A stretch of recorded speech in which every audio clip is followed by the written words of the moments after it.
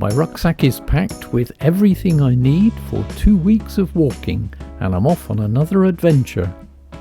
It's 10 a.m. on Wednesday the 29th of April 2015, and I'm stood on the station platform waiting for the first train on my long journey up north to walk the Wainwright Coast to Coast path.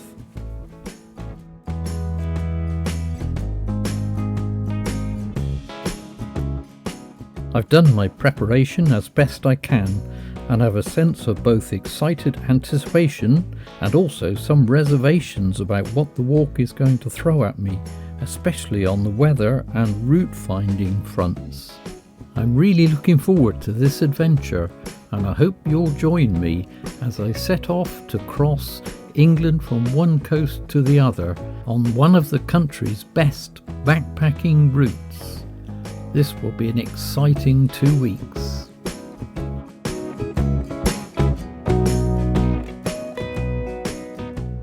It is 6:43 as I get off the train at St Bees and don my heavy rucksack for the stroll along the road to the bay where the walk will start. The light is already beginning to fade as I reach the beach and follow tradition by dipping a toe in the Irish Sea and picking up a pebble. It is bitterly cold with a strong wind blowing off the sea as I set off to climb the first hill up onto the coast path, which I follow for just 3 miles to reach my overnight stopping place, Tarn Flat Camping Barn.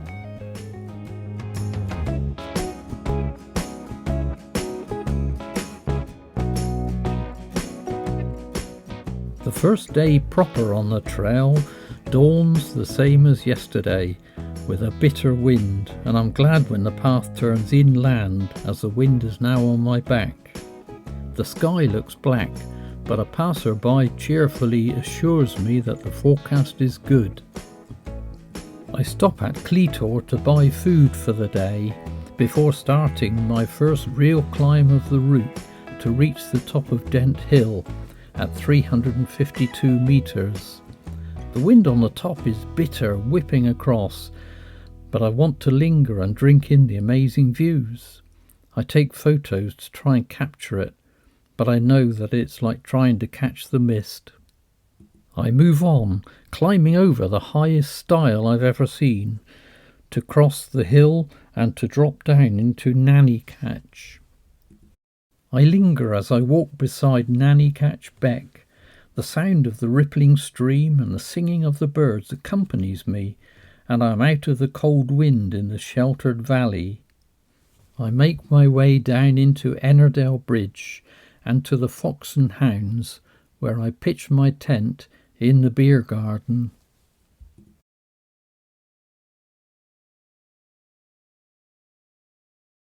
It is day 2, and I'm up at 5:30 a.m. to a very heavy frost, and I pack a wet tent away.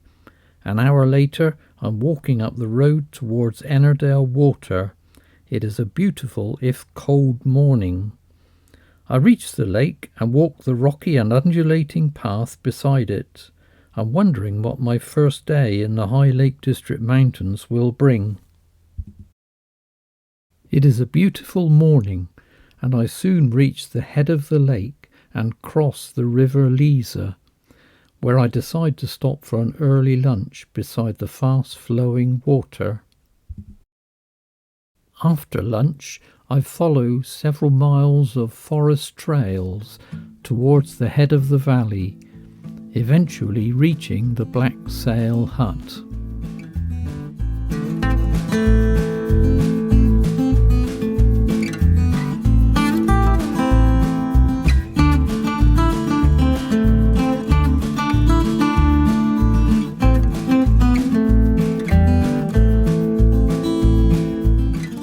From this point the climbing starts. I climb slowly, crisscrossing Loft Beck, and stop often to take photos. The views are magnificent. I pass 2 brothers who are also walking the path, and we stop to chat. We will meet again later in the walk. At the top the wind is cold, but the view from Grey Knotts down to Buttermere is breathtaking, Across the plateau I see the high stile ridge and haystacks. It is beautifully clear and I wish I had climbed that way. I meet Stuart, an Australian, also walking the route, and we stop to chat. We will meet regularly again over the next few days. Reaching the old Honister tramway, I turn to drop down the valley.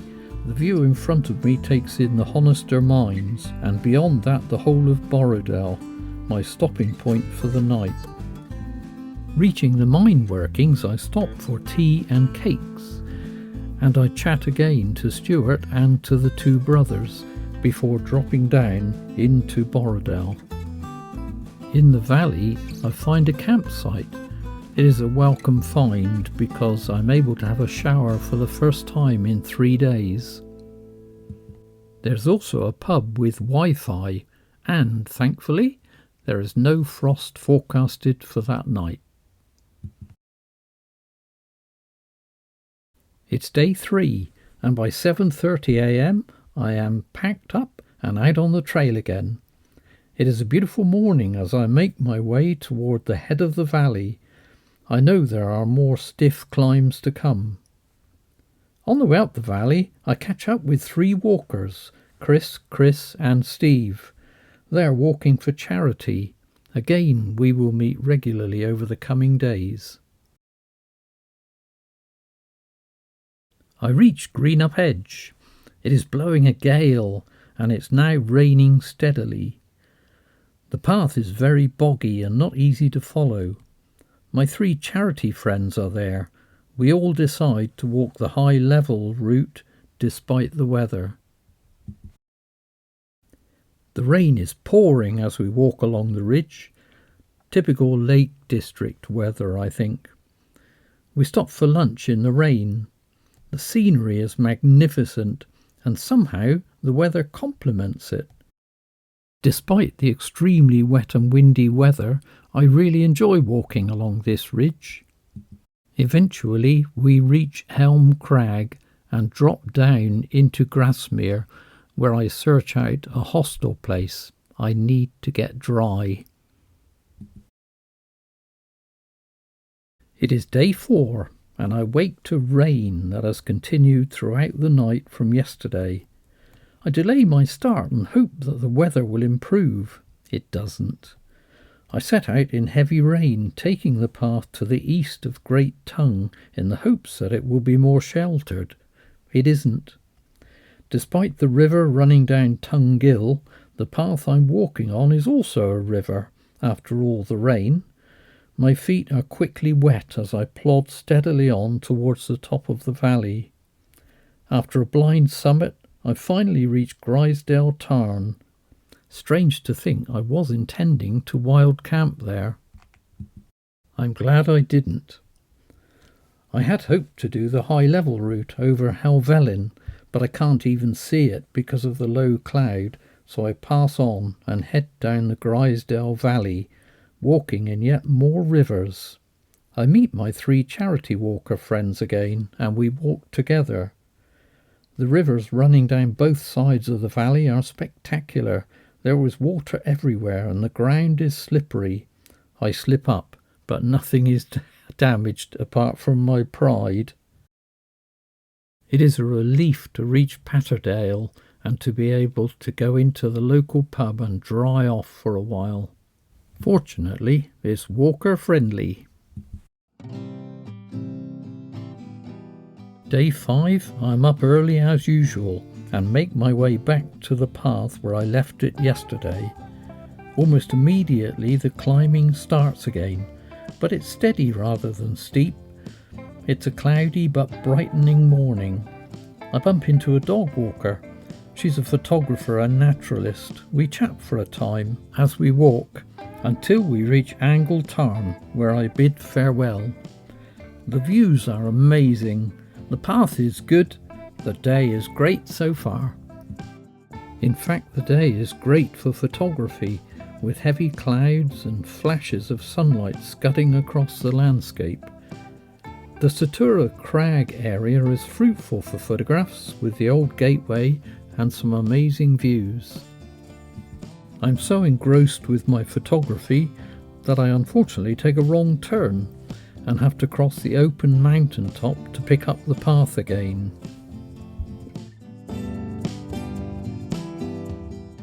The paths are still good, the skylarks are singing, the weather is perfect if a bit windy, the views are awesome, and after several days of rain, this is a perfect day.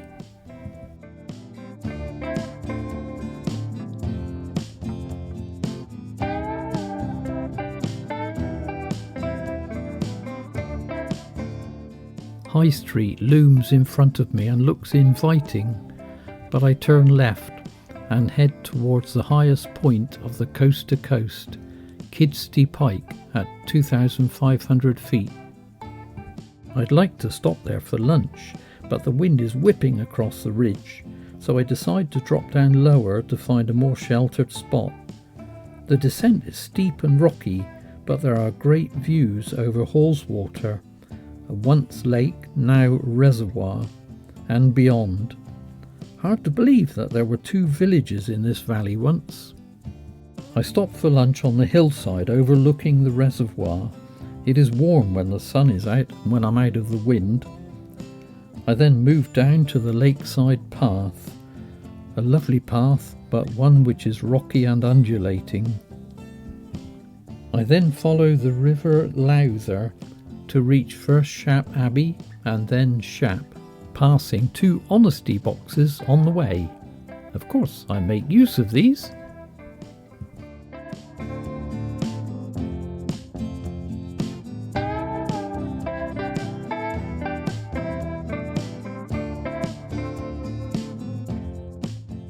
On day 6, I wake early to the sound of rain. Today is a tough day. 22 miles of walking across boggy moors, and also I'm sad to be leaving the Lake District behind. At 7:30 AM, I'm already out on the trail, crossing the railway line and motorway to reach the first moors. The weather deteriorates seriously as I walk. I'm now walking in driving rain and gale-force winds, and the moors are extremely boggy. Route finding is difficult. The guidebook and map get soaked as soon as I get them out. I'm glad of my GPS. Keeping the camera bag dry is impossible. I take photos anyway. I pass a hunter on a quad bike. I cross spectacular limestone pavements. The bleak moors are lovely despite the conditions. I pass 2 walkers. They look like drowned rats. I guess I do too. I am relieved when it starts to brighten up, and I reach Swaledale with its viaduct and river. By the time I reach Kirkby Stephen, the sun is shining brightly again, and I have a chance to dry off. Sadly, with the extreme weather again today, it's another hostel for the night so that I can put everything in the drying room. It's been 22 tough miles today, but I'm happy. It's day 7 and I'm up at 6:30 to sunshine. Somehow I know it won't last. I'm walking with Stuart today, and as we leave the town the rain starts and the wind grows. It is to get much worse. We climb up into driving sleet and more gale-force winds. It is absolutely freezing, like midwinter.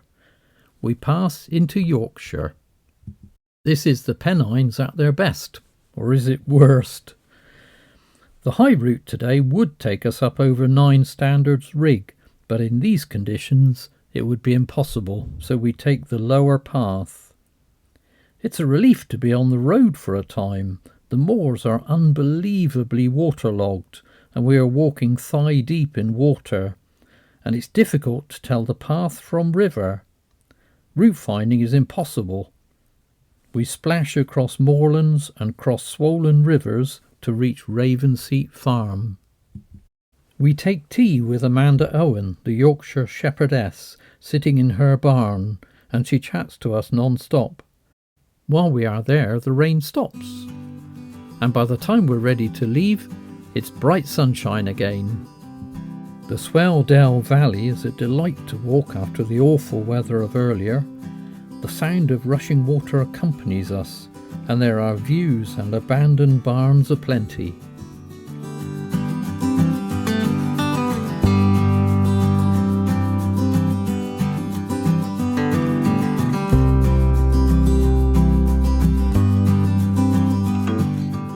We finally reached the road that leads to Keld, and a short way along I reached my stopping point for the night and bid farewell to Stuart.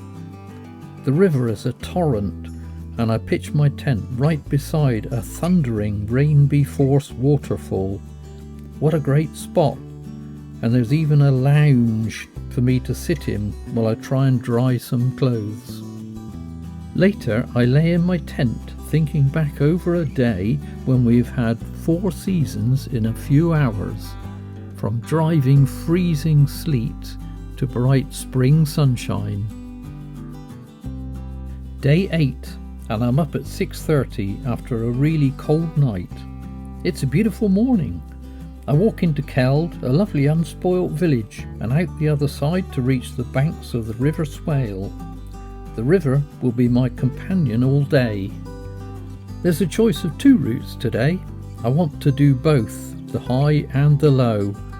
I decide to compromise by doing part of the high route, climbing up to Crackpot Hall, before dropping down to take the lower route beside the river.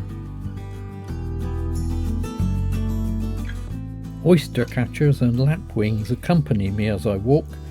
After yesterday's bogs, the path is easy to walk and there is so much to see. I walk through the spectacular scenery with skylarks serenading me. The descriptive words that come to mind are small fields, dry stone walls, empty barns, narrow gated stiles, and many dead rabbits. I reach Gunnerside and notice there's a cafe there. I stop for lunch. While I'm sat at an outside table, Stuart comes round the corner and joins me. We'll walk the rest of the day together. We climb out of Gunnerside following a delightful grassy path to once again reach the high open moorland. This is much tamer than yesterday's though, and shorter too, as we soon drop back down to Hela and the valley floor. Along the way we pass the Reeth suspension bridge, a replacement for the original that was demolished by a flooded river, and we reach Reeth, a lovely town. Day 9, and at 7 a.m. I'm already out on the trail. It's been a really cold night, despite the owner of the campsite kindly allowing me to use a caravan. I stock up at the village shop before leaving to follow the river once again. It's another beautiful morning, although the forecast says it won't last all day.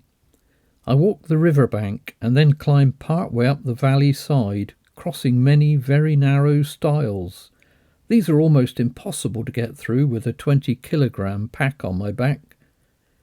I reach Marrick Priory, now an outdoor education centre, and I climb the Nuns' Step to reach the village itself. The countryside is now very much more reminiscent of home, rolling hills and valleys. It is pleasant and easy walking. Richmond is a cultural shock. It's a busy and bustling place with lots of people and cars, a stark contrast to the wilder places I've been walking. I stopped for lunch, sat outside a cafe, but to be honest, I just want to escape from civilization again. As predicted, when I neared Catterick Bridge, the heavens opened and the downpour was absolutely torrential. With everywhere being flooded, I need somewhere to spend the night, and a farm allows me to use an outhouse. Day 10 is another 20-mile day. I wake early after a surprisingly good night. After yesterday's deluge, there is surface water everywhere. From my research, I know that most of today will be an uninspiring mix of country lanes, farm tracks and flat farm fields. I trudge on for mile after mile through Streatham and Danby Wisk to reach the A19 near Ingleby Arncliffe, where there's a cafe. I stop for a late lunch before continuing crossing the main road and through Ingleby Cross. After nearly 16 miles of flat walking, it's a shock and a joy to be climbing again as the path winds steeply upwards through Arncliffe Woods, and I eventually reach Osmotherley. On day 11, I wake to find it raining again, but it's only a shower. I leave the hostel with a sense of anticipation, excited to be in the hills again, but with some trepidation, as there are many steep climbs. I'm happy that my boots have dried overnight. I walk around the shore of the reservoir to join the coast-to-coast path at the top of the valley. The day is perfect. Sunny but not too hot, breezy but not windy. The path is paved, the waymarking is good, and the views are amazing. Despite the tough climbs over this switchback section of the North York Moors, the walk is magnificent. I pass many walkers before I realise that it's Sunday and these are dog walkers. I drop into the valley and climb up yet again to Wainstones. It's lunchtime.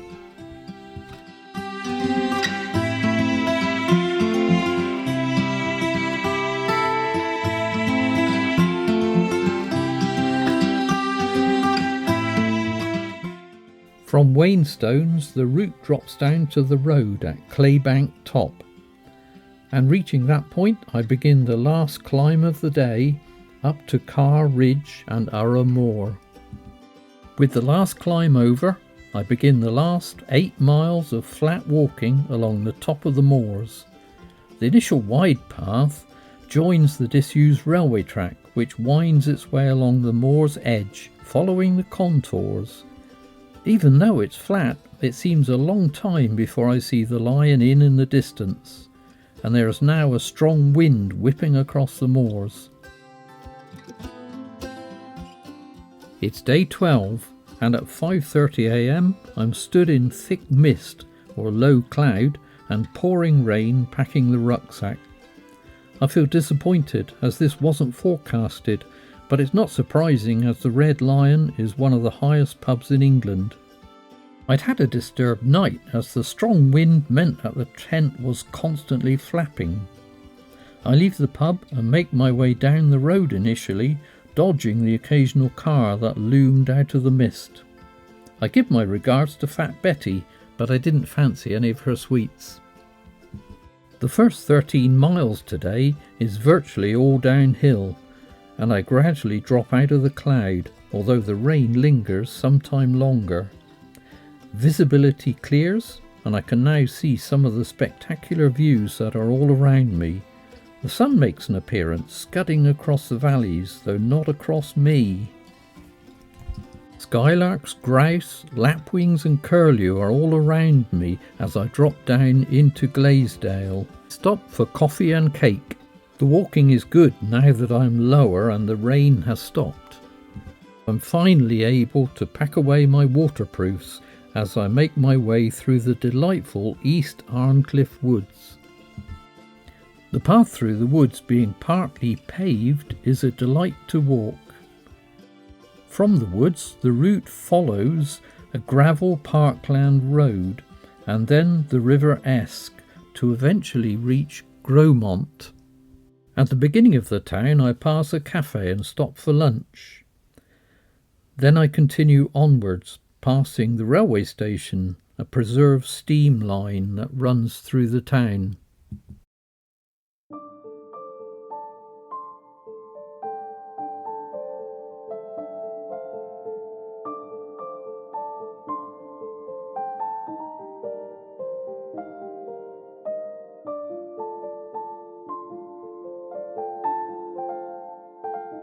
All too soon I have to leave the town and follow the road that climbs steeply out of the town.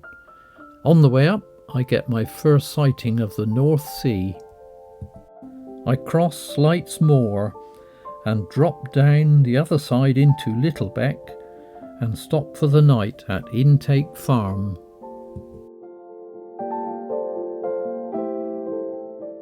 Day 13 is my last day on the trail.